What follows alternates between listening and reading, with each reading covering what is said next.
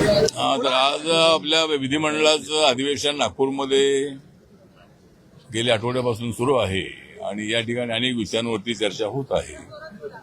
एक तर नागपूर ही आपली उपराजधानी आहे आणि विदर्भाच्या प्रश्नांवर विशेष करून या ठिकाणी चर्चा होत असते, इतर विषयावर चर्चा होतेच होते. पण विदर्भाच्या विकासासाठी मोठ्या प्रमाणामध्ये चर्चा करण्यासाठी अधिवेशन असतं. तर आज मी या ठिकाणी मारलेला आहे विधिमंडळाचा फेरफटका. मी आज विधिमंडळाचा मारलेला आहे फेरफटका कारण मला द्यायचा आहे ठाकरे बंधूंना झटका. त्यामुळं या ठिकाणी आपण आलेलो आहोत आणि आपण माझा जो रिपब्लिकन पार्टी आहे, या रिपब्लिकन पार्टी जी आहे ती महायुतीमध्ये आहे आणि महायुतीला नगरपालिकेच्या निवडणुकीमध्ये चांगल्या पद्धतीने यश मिळणार आहे. जरी आम्ही एकमेकांच्या विरोधामध्ये लढलो असलो तरी आमचा तो गणित कावा होता. आम्ही एकमेकांच्या विरोधामध्ये उभे राहिलो, पण नगर परिषदेमध्ये चर्चा फक्त आपल्या महायुतीची होती. त्यामुळे ठाकरे बंधूंची चर्चा नव्हती का काँग्रेसची फार चर्चा नव्हती.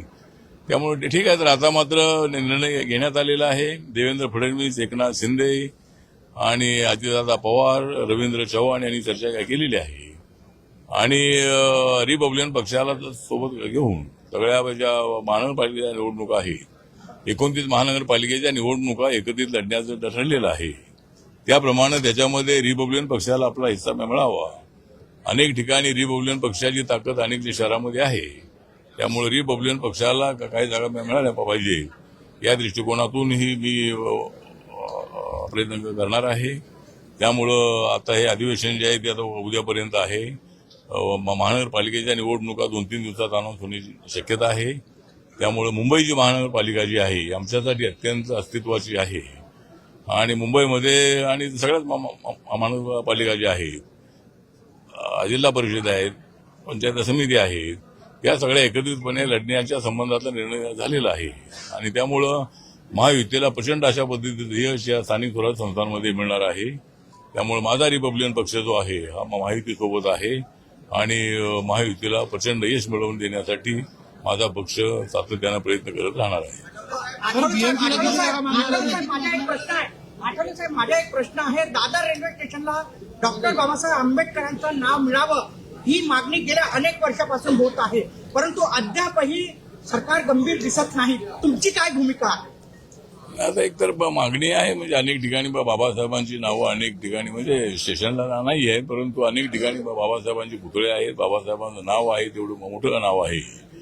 त्यामुळे काही लोकांची मागणी आहे, त्यासाठी आमचा प्रयत्न सुरू आहे. मी मागे मागणी केली होती की मुंबई सेंट्रलला, कारण मुंबई सेंट्रल जंक्शन आहे, त्यामुळे एखाद्या जंक्शनला बाबासाहेबांचं नाव असलं पाहिजे. तर अद्याप काही तो निर्णय झालेला नाही आहे. त्यामुळे लोकांच्या भावना अशा आहेत की चैत्यभूमी दादरच्या बाजूला आहे, त्यामुळे दादरला नाव मिळावं अशा पद्धतीची आपली लोकांची मागणी आहे. आणि हा विषय राज्य सरकारचा आहे. म्हणजे जरी रेल्वे स्टेशन जरी ते केंद्राच्या अखत्यारीमध्ये असलं तरी नाव कोणाचं द्यायचं त्या संबंधाचा निर्णय घेण्याचा राज्य सरकारला अधिकार आहे. त्यामुळे मी एकदा मुख्यमंत्र्यांशी बोलून पक्षाची भूमिका काय? पक्षाची भूमिका मुंबईला किती जागा मागत?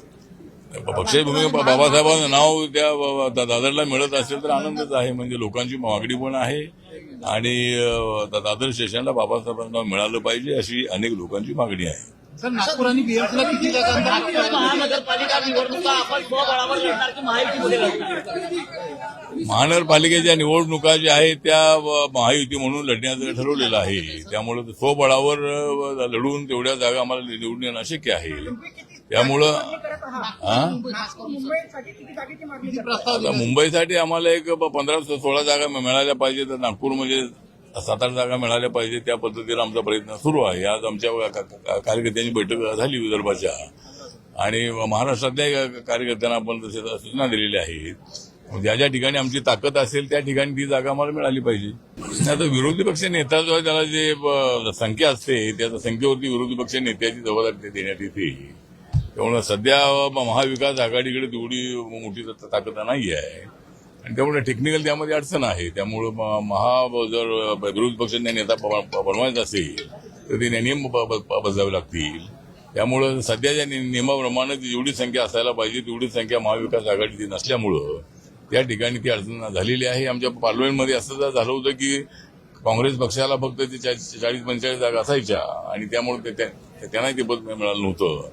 पण यावेळेला 2024च्या निवडणुकीमध्ये काँग्रेसला 99 जागा मिळाल्या आणि त्या ठिकाणी आता राहुल गांधी अपोजिशन लीडर आहे.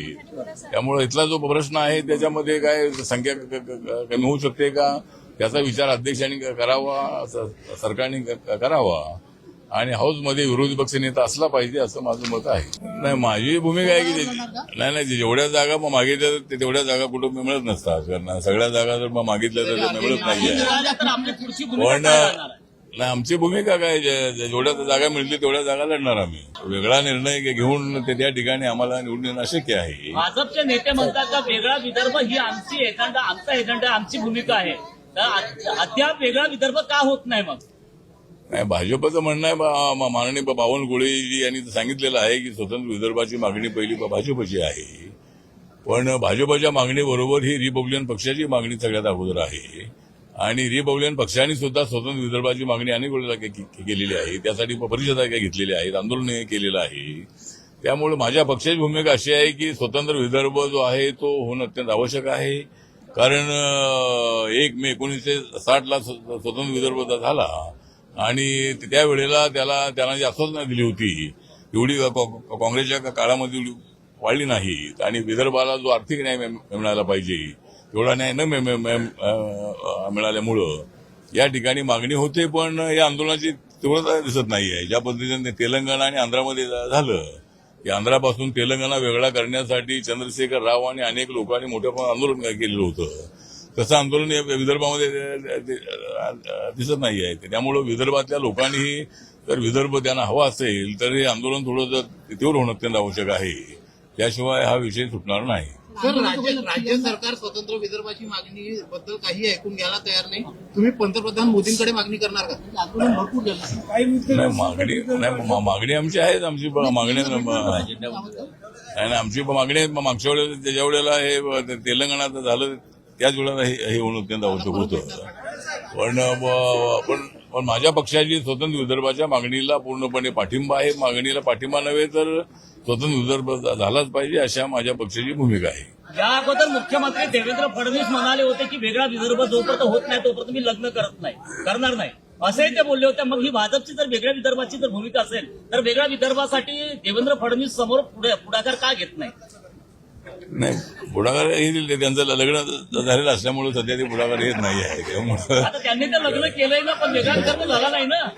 ठीक आहे, त्यांची बीजेपीची भूमिका आहे.